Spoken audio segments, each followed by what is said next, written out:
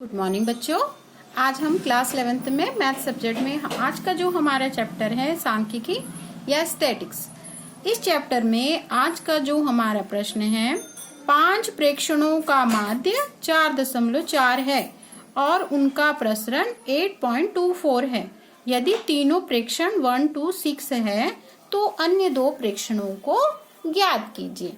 इस प्रश्न में दिया हुआ है तो जो दिया है हम लोग लिख लेते हैं, क्या क्या हमारे पास दिया है उस हिसाब से इसको फिर बनाएंगे। सबसे पहले दिया है या दिए गए प्रेक्षण क्या क्या दिए हैं, ये दिए है 1, 2 और 6 और शेष दो ये दिए ना 1, 2 और 6 है और हम लोग मान लेते हैं माना शेष 5 थे उसमें से 3 दिया हुआ है, 5 थे 3 दिया हुआ है, माना शेष प्रेक्षण जो है x4 और x5 है, ये हम लोगों ने ले लिया और इनका माध्य भी दे दिया है। 5 प्रेक्षणों का माध्य, 5 प्रेक्षणों का माध्य कितना दिया हुआ है 4.4 दिया है, 4.4 दिया है, माध्य दिया है। तो यहाँ लगा देते हैं माध्य का जो फॉर्मूला होता है प्रेक्षणों का योग बट्टे प्रेक्षणों की संख्या, प्रेक्षणों की संख्या और यहाँ पे ये माध्य हमारा 4.4 है। प्रेक्षण क्या क्या है 1 + 2 + 6, अगला जो है x4 और x5, क्योंकि चौथे और पांचवें पद को हम लोगों ने x4 और x5 माना था। और कितने हैं ये टोटल पद, n की वैल्यू 5 थी तो ये 5 रख दिए, ये 4 × 4 है।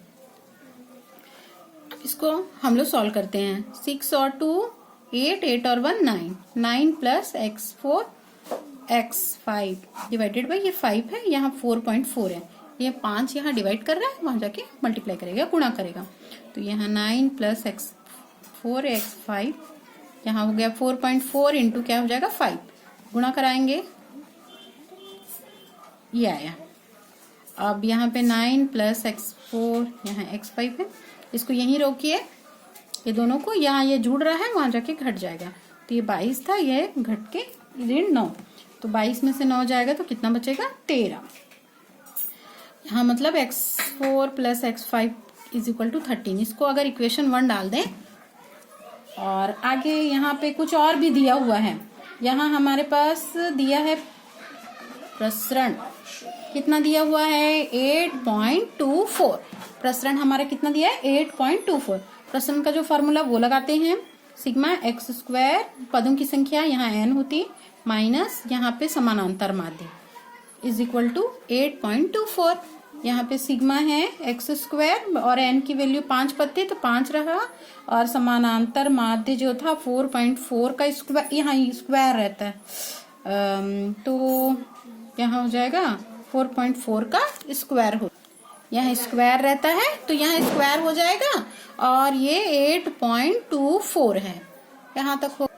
ये था सिग्मा x² / 5 - 4 × 4 और यहाँ पे 8.24 यहाँ तक आया ना। यहाँ पे सिग्मा x² / 5 है, इन दोनों का गुणा करवा देते हैं, ये कितना आएगा, इनका गुणा करने के बाद 4.4 से 4.4 का मल्टीप्लाई करने से ये आया है 19.36 = 8.24। यहाँ पे सिग्मा x² / 5 है, ये यहीं रहते, ये ऋण वाला उधर जाएगा तो धन में हो जाएगा, 8.24 है, ये माइनस वाला उधर गया तो प्लस 19.36 ये हो गया। अब इन दोनों को हम क्या कर देंगे, इन दोनों को जोड़ देते हैं, 4 और 6 10, हासिल का 1, ये 3 और 1 4, 4 2 6 हो गया, 9 और 8 17 और ये 27, मतलब ये आया 27.60। सिग्मा ये x² / 5 है, ये 5 यहाँ पे भाग दे रहा है, वहां जाके गुणा करेगा तो सिग्मा x² बराबर आ जाएगा 27.60 गुणित कितना हो जाएगा 5। अब इनको गुणा करिए, 5 0 0, 6 5 6 30, हासिल का 3 आया, 5 7 35, 35 और 3 38, 3 यहाँ जाएगा, 5 दूनी 10 3, 10 3 13 ये आ रहा है। बाद के तो 0 है, इसको हम हटा सकते हैं, माने सिग्मा x² की वैल्यू आई 138। अब इसको हमें हल करना है। माने सिग्मा एक्स स्क्वायर मतलब क्या थे, जो हमारे पद थे, पहला वाला पद था 1 का स्क्वायर, दूसरा 2 का स्क्वायर, तीसरा 6 था तो 6 का स्क्वायर, चौथे में x की पावर 2 हो जाएगा, पांचवा जो हमारा x5 का स्क्वायर था इज इक्वल टू 138। यहाँ तक आ गया। अब ये क्या होगा, 1 का स्क्वायर माने 1, 2 का स्क्वायर मतलब 4, 6 का स्क्वायर मतलब 36, ये x की पावर 4, ये x5 है उसका स्क्वायर है। x हमने इसको चौथे पद को x4 माना था, उसका स्क्वायर ये पांचवा पद है, ये स्क्वायर इज इक्वल टू 138। इन तीनों को जोड़ देते हैं, ये 36 और 4 40, 40 और 1 41, 41 x की पावर 4 का स्क्वायर, ये x की पावर 5 का स्क्वायर इज इक्वल टू 138 है। x की पावर 4 का स्क्वायर, x की पावर 5 का square is equal to 138 minus 41, इसमें से ये जाएगा तो यहाँ बचेगा 97, ये x की पावर 4 का स्क्वायर, x की पावर 5 का स्क्वायर। ये समीकरण हम इक्वेशन 2 ले लेते हैं। समीकरण 2 हमारा, समीकरण 1 निकल गया, समीकरण 2 निकल गया। समीकरण 1 में x की पावर 4 प्लस x की power x4 plus x5 is equal to 13 निकला था और ये स्क्वायर में निकला है, तो इससे हम लोग फार्मूला निकाल सकते हैं। क्या, x की पावर 4 x की पावर 5 का होल स्क्वायर का जो फार्मूला होता है वो लिख रही हूँ, x की पावर x4 का स्क्वायर प्लस x5 का स्क्वायर प्लस 2x4 x5, ये दोनों मान हमारे पास समीकरण 2 में है और इसका जो मान है वो समीकरण 2 में क्या मान है, समीकरण 2 यहाँ लिख देते हैं, समीकरण 1 व 2 से मान रखने पर रखते हैं। समीकरण 1 में x4 प्लस x5 की वैल्यू 13 थी, तो ये 13 और इसका स्क्वायर में स्क्वायर रहेगा और इसका मान हमारे पास 97 है प्लस 2x4 x5, जैसे का वैसे। 13 का 2 बार गुना, 13 गुने 13 यहाँ लिख देती हूँ पहले, यहाँ 97 है, यहाँ 2x4 x5, 13 से 13 का गुना, ये 169 आएगा minus 97 is equal to 2x4 ये x5। इसमें से इसको घटा के इसको यहाँ पर हमारा 169 यहाँ पे आया है 2x4 x5 is equal to 169 minus 97 था ना, 169 माइनस 97, तो यहाँ पे 169 है, 169 माइनस 97, ये 2x4 ये x5 था, तो इसमें से इसको घटाते हैं तो ये कितना आएगा, ये हमारा मान आ रहा है यहाँ 2 बचेगा, 16 में से 9 जाएगा, 7 बचे 72 आया। यहाँ तक हमारा मान आ चुका है। ये 2x4 x5, ये यहाँ पे इन दोनों को रोक लेते हैं, ये 2 गुना कर रहा मान जाके भाग देगा, तो 72 बाई क्या हो जाएगा 2 से इसको काटिए, 2 तिया 6, 1 बचेगा, 2 छक्के, माने यहाँ आ गया x4 x5 की वैल्यू 36। यहाँ तक आ गया हमारा मान। और अब इसको हमें हल करना है, तो हमारे पास ये समीकरण 3 लेके रख लेती हूँ इसको, समीकरण 3। अब मैं ये वाला सूत्र, क्योंकि हमारे पास प्लस वाली वैल्यू है, माइनस वाला निकालना है, तो x4 x5 का whole square is equal to, हम इसको ऐसे लिख सकते हैं, x की पावर 4 का स्क्वायर, x की पावर 5 का स्क्वायर माइनस 2x4 x5। हमारे पास इसका मान है, ये समीकरण हमारे 2 था, समीकरण 2 में इसका मान हमारे पास 97 है और ये 2 गुणे तो x4 x5 का मान हमने निकाला 36, तो ये हो गया 97 माइनस 72 हो जाएगा, 36 दूनी 72, इसको घटाएंगे तो यहाँ पे 5, 9 में से 7 गए 2, माने x4 माइनस x5 का होल स्क्वायर बराबर 25 है, माने इसको अगर रोकेंगे तो ये रूट लग जाएगा, रूट 25, 25 मतलब 5 गुने 5 मतलब 5 आ गया यहाँ पे, यहाँ तक आ गया। ये समीकरण हम इसको 4 ले लेते हैं।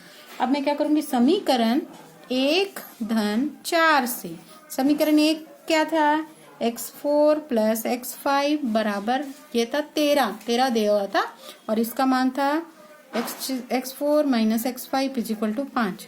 जोड़ रहे हैं, ये प्लस और ये माइनस, ये कट जाएगा, ये दोनों जुड़ के 1 और 1 2 हो जाएगा, 2 x4 इज इक्वल टू 13 और 5 18। यहाँ तक आ गया।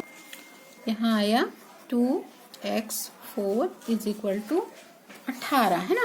ये 2 गुना कर रहा है, वहां जाके क्या करेगा, भाग देगा। तो यहाँ x की घात x4 इज इक्वल टू 18, ये 2 गुना कर रहा था, यहाँ जाके भाग दिया। तो 2 के पहाड़े में 18 कितने बार में आता है, 9 बार में। 2 एक कम 2 निया, तो यहाँ आ गया x4 इज इक्वल टू 9। ये मान को किसी भी एक समीकरण 1 में रख दे या समीकरण 4 में रख दे। तो मैं समीकरण 1 में रख रही हूँ। समीकरण 1 में x4 का मान रखने पर रख दीजिए। क्या था समीकरण 1, x4 प्लस x5 बराबर 13 था। x4 का मान 9 है, 9 धन x5 इज इक्वल टू 13। यहाँ इसको रोक लीजिए, ये हो जाएगा 13 ऋण 9। 13 में से 9 को घटाएंगे तो ये बच गया 4। तो x5 इज इक्वल टू 4 आया है ना। क्या क्या निकल गया, अब 2 प्रेक्षण बोला था ना, प्रेक्षणों को निकालिए। तो बाकी जो प्रेक्षण थे तो निकल गया। शेष 2 प्रेक्षण क्या क्या है। पहला x4 था, x4 का मान हमारे ने 9 निकाला था और x5 का मान कितना निकला है हमारा, 4 निकला है। तो ये हमारा आंसर बनेगा। ऐसे ही कोई भी क्वेश्चन जिसमें प्रेक्षण दिए हो, कोई भी प्रेक्षण मिसिंग हो तो उसको निकाल सकते हैं, प्रसरण ग्रात कर सकते हैं, माध्य निकाल सकते हैं। इस प्रकार से हम बना के देख सकते हैं। तो ये क्वेश्चन में आप हमारे प्रश्न में हमें पहले माध्य दे दिया था, तो हमने माध्य का फार्मूला लगाया। माध्य से कोई हमें एक समीकरण मिला, उसको ले लिए। फिर उसके बाद प्रसरण दिया था, प्रसरण के समीकरण से प्रसरण का मान रख के हमने हल किया तो एक दूसरा समीकरण निकला। और ये दोनों समीकरण को हमने हल करके क्या निकाला, बाकी जो प्रेक्षण जो रह गए थे उनको हमने ज्ञात किया है। इस प्रकार से आप कोई भी क्वेश्चन हल कर सकते हैं। अगर किसी को भी इस प्रश्न में कोई समस्या हो तो आप लोग मुझसे कांटेक्ट करके पूछ सकते हैं। धन्यवाद।